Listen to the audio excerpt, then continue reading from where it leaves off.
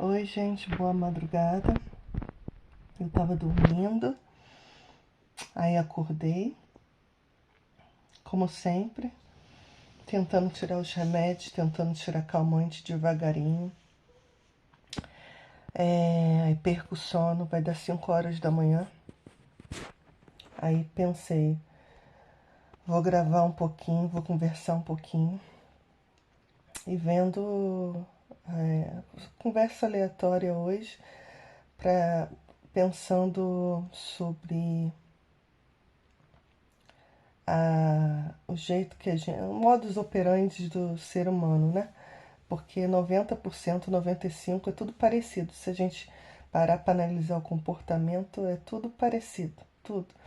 Uns são um pouquinho mais resistentes, mas no fundo agem igualmente, né? O egoísmo impera, é o egoísmo, a palavra certa é esse, o egoísmo, porque você vê o seu irmão precisando de ajuda, mas primeiro você, né? Você tem que se salvar primeiro, é lógico. Como é que você vai ajudar o outro sem estar salvo? Aí você vê, né? Como que o ser humano é. Assim, eu sofro há anos, gente. Gemendo há anos, anos, anos, anos, anos, anos, anos, 20 e poucos anos. Mas eu vivia no mundo de ilusão, né? No mundo de Poliana, porque eu tinha voz. Então eles preenchem muito o nosso tempo e a nossa realidade. E eles preenchendo o nosso tempo, a gente não para pensar direito nos problemas, né? Marca do óculos no nariz.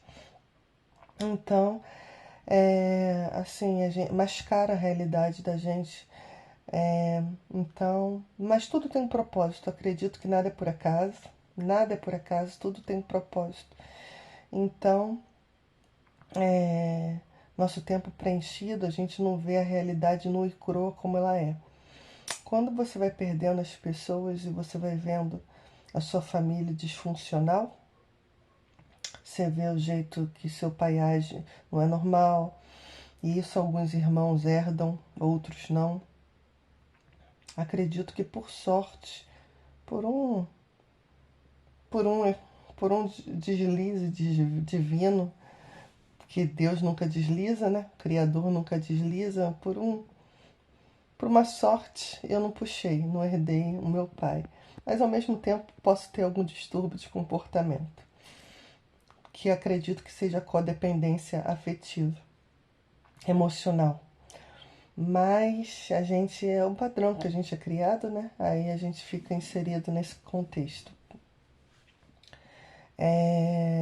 E infelizmente, às vezes a religião ela atrapalha, porque te coloca, faz você funcionar de certa forma e aquilo te prejudica. Porque quantas vezes minha mãe ia para a igreja e conversava e chorava com o pastor falava que ela tinha que ficar no casamento dela, porque o casamento era dela, se ela ia dar de bandeja para outra mulher, tinha que orar pelo marido. Então, assim, gente, é muito delicado falar sobre isso, porque isso acontece até hoje em todas as denominações. E a gente tem que pensar o seguinte: há pastores e pastores. Há pastores que se assemelham e se familiarizam e que se solidarizam com a atitude do meu pai, com as atitudes dele e agem igual. A gente não sabe dentro da casa dele o que acontece, né? Ele prega uma coisa, fala é uma coisa, agir é outra, né? Então, a gente tem que parar de viver no mundo de Poliana, como dizia uma amiga minha. A gente tem que ver a realidade como ela é. E a gente só vê a realidade quando a gente sofre. Quando você se sente totalmente despreparado no mundo, desprotegido no mundo e doente, enferma, como eu estava, né? Porque pela fé, pelas minhas orações, tem que crer, né, gente? Tô curada. Mas isso é só mediante a fé. Porque para a medicina não tem cura. Mas nada é impossível para Deus. A nossa mente, ela transpõe montanhas. E você começa a ver que quando você está sozinho, quando você está doente, isso se rasteja, se prolonga por anos e anos e anos, anos mesmo, gente, 20 e poucos anos de sofrimento. Apesar desses 20 e poucos anos eu ter feito faculdade, eu ter passeado bastante. Então muita gente pensa assim, ah, mas ela tinha uma vida razoável, agora tá gemendo, tá sofrendo, não precisa de ajuda, tem pai. É aquele negócio, né, gente? Vivíamos melhor por causa dos meus avós, né? Porque o dinheiro do meu pai era muito pra rua, como eu já falei em outros vídeos. Quem tem amantes e quem quer assumir as amantes, porque tem homem que é esperto, nem deixa a mulher desconfiar muito.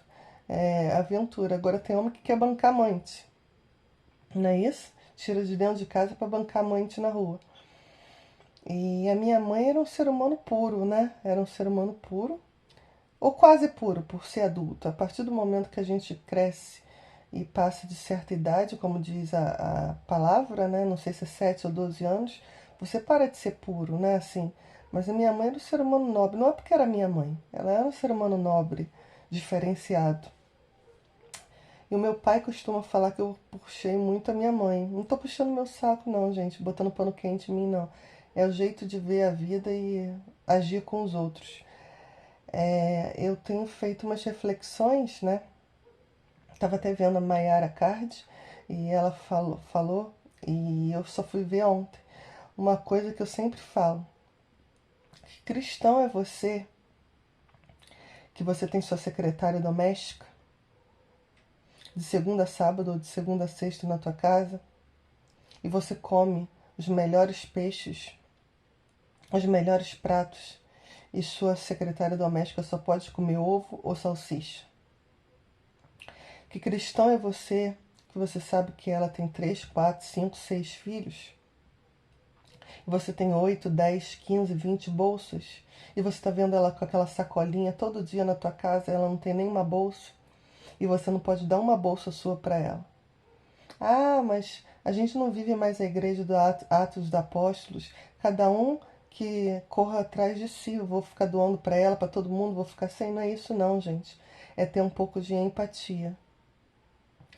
Mas não é só a empatia, porque ter empatia por ter é você ter a compaixão, porque você ter a empatia é uma coisa, agora você agir conforme a sua empatia é você ter a compaixão, ser um ser humano compassivo, coisa que nós não somos, né?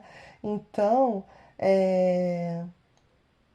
tá na hora da gente começar a pensar, gente, nos nossos conceitos, no nosso comportamento e atitudes que provenientes do nosso jeito de pensar. Tá na hora da gente começar cristãos. Eu costumo falar, mas a gente, quando fala assim, não agrada, né? As pessoas. E a gente tem que agradar para se sentir querido, para estar inserido no meio, né? Se Jesus viesse aqui na Terra de novo, ele seria morto de novo. Se Jesus viesse à Terra de novo, ele seria morto de novo. E adivinha por quem? Pelos cristãos. Já pararam para refletir nisso? Gente, minhas experiências nos últimos dias, no último mês, têm sido punk. E ajuda eu pedi aos alguns cristãos. Ajuda que eu pedi. Foram cristãos. Deputados, vereadores cristãos. Daqui do Sul e do Rio de Janeiro. Todos eles fugiram de mim. Você só serve quando você está bem. Quando você tem nome, quando você tem status e poder. Eu tenho estudo. Mas eu tenho deficiência, né? Eu sou uma pessoa que eu tenho deficiência oculta. Eu tô doente. Eu não tenho experiência. Eu fiquei cuidando da minha mãe, mas eu não tenho experiência. Então você não serve para o mercado do trabalho. Que cristão é você que age conforme as pessoas do mundo, entre aspas? Porque hoje em dia eu penso, gente, eu fui criada, ele é do mundo, ele é de Deus, ele é cristão. Muitas vezes as pessoas do mundo são 1000 vezes melhores do que as que se dizem cristãs. Isso é uma observação minha, não estou falando que eu estou certo ou errado. Muitas vezes não, na maioria das vezes. esse negócio de julgamento. A partir do momento que eu comecei a ver o comportamento humano e que eu fiquei na M, eu comecei a ver quem é quem. Que cristão é você que deixa seu amigo no meio do caminho quando ele está se rastejando? Cadê as amizades que eu tinha de infância?